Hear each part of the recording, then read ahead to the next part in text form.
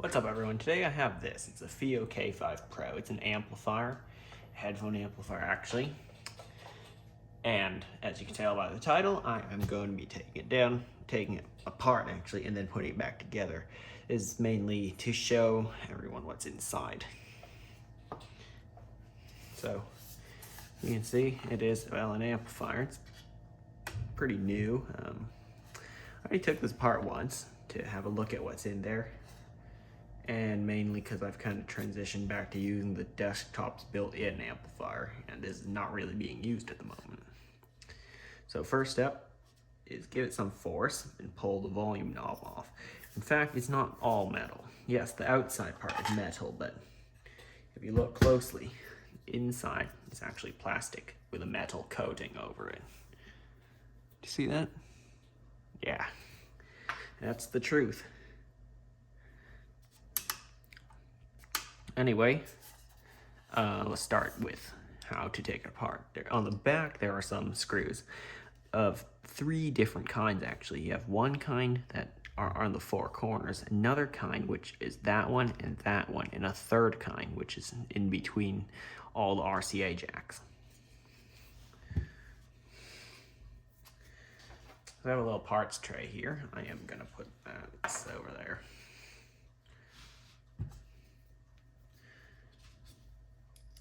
Select a PH Phillips head 0.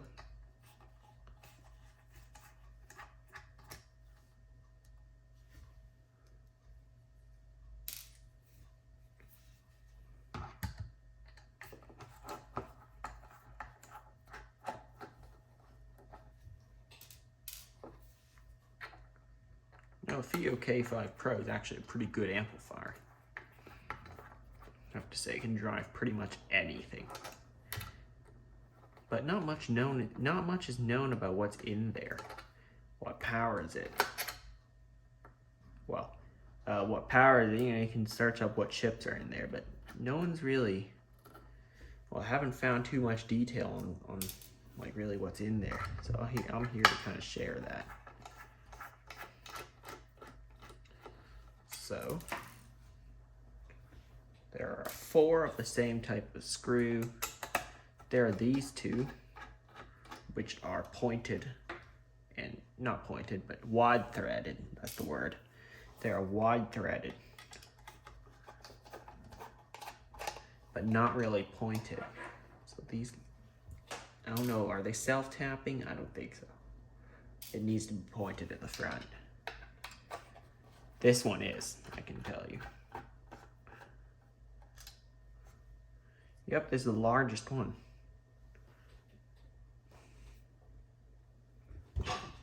I almost fell off my chair.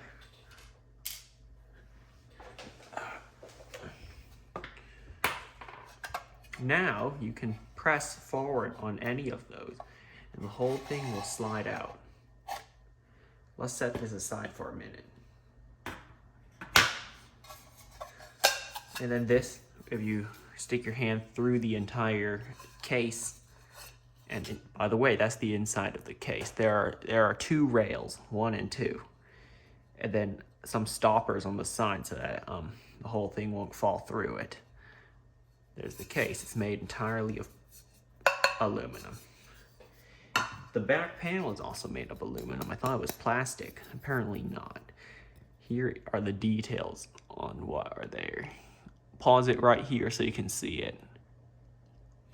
I'm mainly making this video to test out the video recording quality of my iPhone 13 Pro Max. Unfortunately, I lost all the footage on getting that video. Oh, also there was this metal, let's get back to this. There was this metal bracket here, but it broke off, but it doesn't affect sound quality or its functionality, whether it's there or not. For that, you'll either need a small wrench or a socket. And let's just find the correct size. Give me a minute.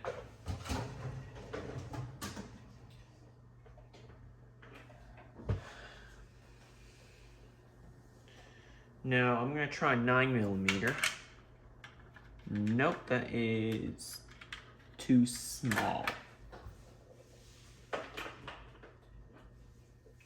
Okay, 10 millimeters. Yep, the 10. Nope, that's actually too big, so it's not in millimeters.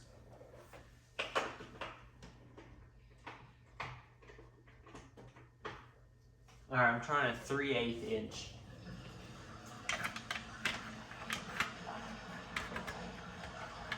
Oddly enough, that doesn't work either. Yeah, 3/8 inch one does not work. Give me a minute. I take that back. The 10 millimeter actually does work. And you want to remove this nut that holds the volume potentiometer in place. Now you have a lot of screws. Namely 1, 2, 3, 4, 5, 6. There are 6 holding the logic board to the plastic frame. Those are 6 of the same type, I believe. Let me take them out and confirm.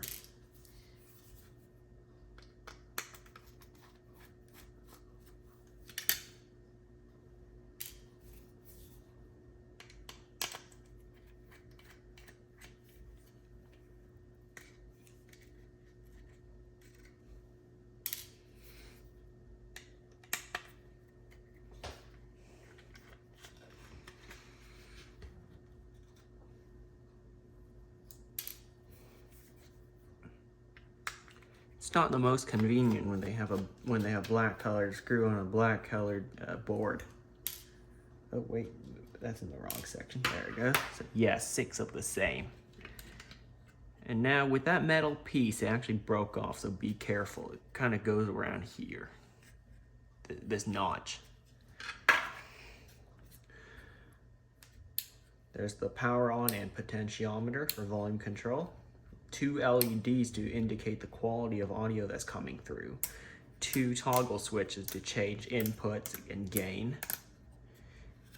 And the rest of the motherboard. Here is a pretty close up, so if you want, you can either, zoom in or pause or take a screenshot or whatever. So I'm gonna hold it right here. There it is. I'm gonna just do a close up. I'm gonna use the 3x zoom function. Hold on. Look at that. Kind of scan it from left to right, so just pause whenever you want.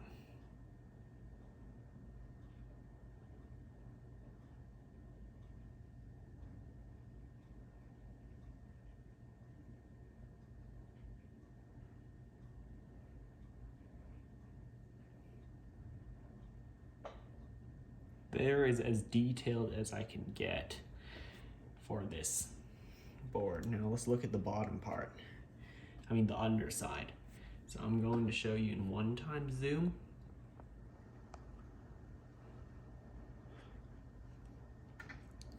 There it is, 1x, now 3x.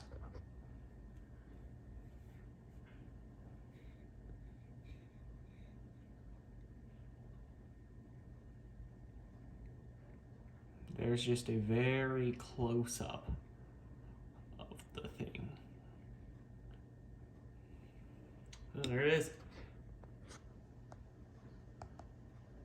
I'm trying to get rid of the autofocus thing. I accidentally tapped the screen. I don't know how to get rid of that. I guess stop the recording and start again. Yeah, I kind of do want to break this up into smaller file chunks so that it ain't huge, because I'm filming in 4K 60, you can tell. All right, so that is the FiiO K5 Pro's internals. That is as far as I can take it apart without having to desolder stuff.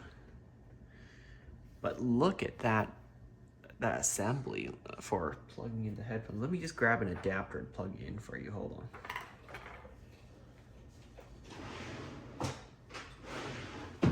The adapter that it came with. So I'll put on 3x zoom again. And just watch that mechanism.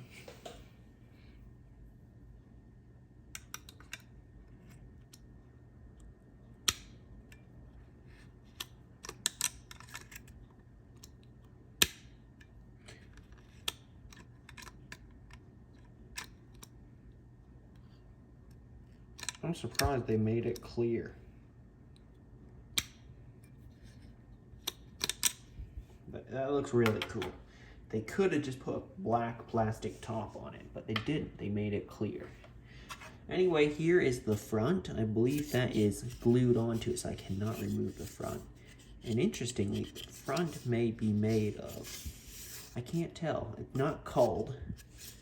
I think the front is made of plastic, yet the back is made of metal. Interesting decisions there, FiiO. Have that high-res audio sticker right on there. Anyway, now it's time to put it back together because I still want to keep it. I'm not throwing it away. So, to put it back together, kind of wedge that in there, like that. Actually, I'm putting it back on one-time zoom. Hold on. So you have it like this. You hold it like this. Kind of wedge the potentiometer, the toggle switches in there, and you'll feel it. You will feel it latch together. Now, just position those 6 screws and put them back. I'm not going to fast forward this video in any way, or I'm not going to cut any of it, because these all seem like important parts.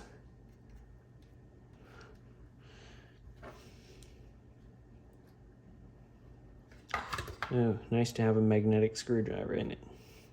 Almost forgot I did. This is the iFixit Manta, I believe. Highly recommended. I've been using this for teardowns, builds, all sorts of stuff for the past year. I've owned it for a whole year already, and I love it. I still do. So if you want to do any repairs, oh wait, there's something called Dac Reset on it. So I'm not sure how to activate it. I'm not sure why it will reset, because this is just, you know, an audio interface that converts ones and zeros into sound we can listen to, that human ears can process. Anyway, back to that toolkit.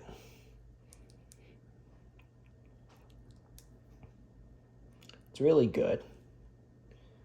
I have done repairs on very delicate electronics all the way to really big stuff like a sink, changing out a sink, a bathroom sink. Anyway, yeah, it's a really good one overall. Here, I'm going to show you the text that says here, in case you're interested, next to those pins. And then the text all around this in the regular format, interestingly. And it shows some of the traces. Again, in case you're wondering, in case you're interested. Here it is, sandwiched. There's a cutout for the capacitors, which are quite tall. So, I just have one more thing to put back, and that's this nut that goes over the potentiometer, which I just got tightened down by hand. Don't want to go too much pressure. Okay, there it is. This still works. See, nothing obstructed it. Yeah, so I already put back the nut. Just needed my 10mm socket. I can actually put back the cover, the cap, or whatever, the knob, that's what it's called. Don't press too hard on it. There it is. A satisfying feel. Now we can load the entire thing, insert the entire thing back into the case. You can see why there's 2 rails on it now. You're gonna see why. This slots into one of the rails, this plastic frame, and then the PCB.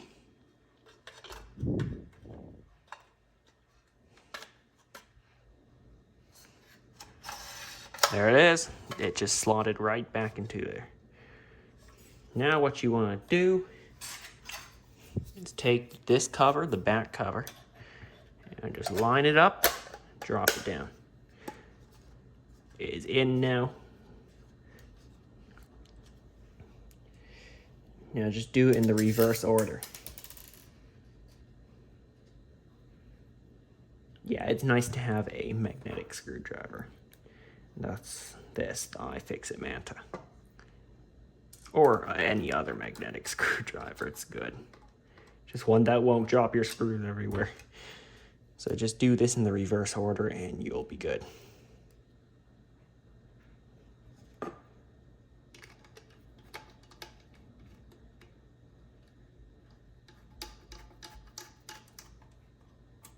So yes, it's a very well-built machine, but it's not as modular as I wanted it to be.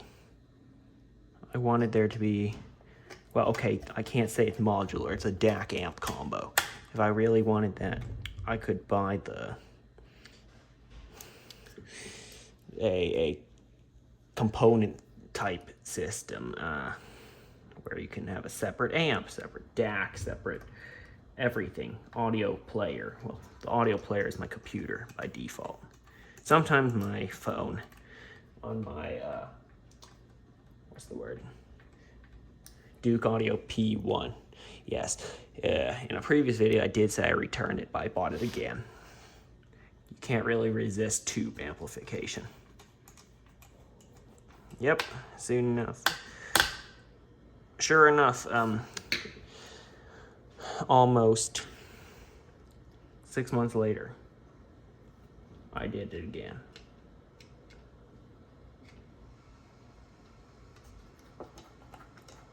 So yes, those same 4 screws, I'm gonna put them back.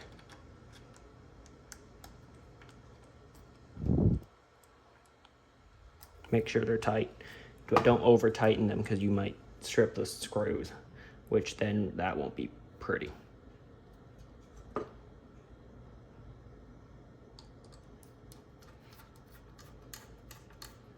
So that is the complete teardown and rebuild of FiiO K5 Pro. We're gonna plug it in anyway to make sure it still works. So I'm gonna just go through all the back screws and make sure they are all there. Well, I only opened it up in the first place because it just felt so hollow. I'm like, is there even anything in here? In fact, there is quite a lot of stuff in there. So there it is, complete teardown and rebuild. And an explanation of, well, I didn't really explain anything, but just showing you the IC, you know, all the chips that are on the board. So, let's see.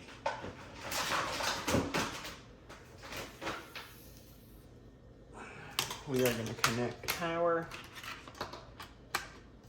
I won't play anything through it in this video, mainly because I cannot. Or I might get a copyright strike, which won't be fun. So 3 gain settings, 3 inputs. S is, okay, anyway, I don't know why they call it S, L, and U. Just look at number 1, 2, and 3. Number 1 is USB, number 2 is line in, number 3 is coaxial and optical. Yes, it works.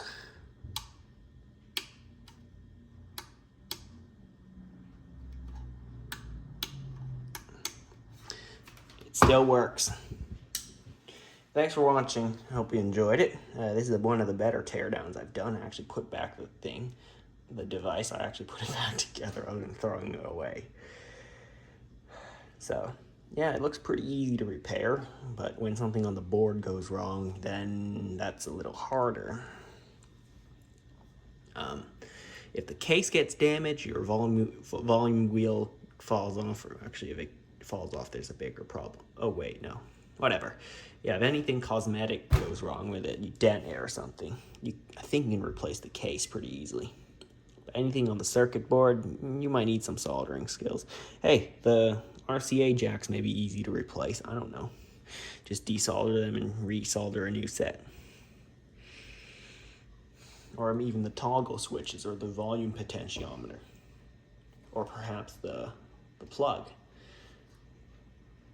Since I showed you everything, you know how to do it. Cool. I don't. I don't know, maybe let me know in the comments, who knows. But that's it for this video. Thanks for watching. Like, comment, and subscribe, and I'll see you next time.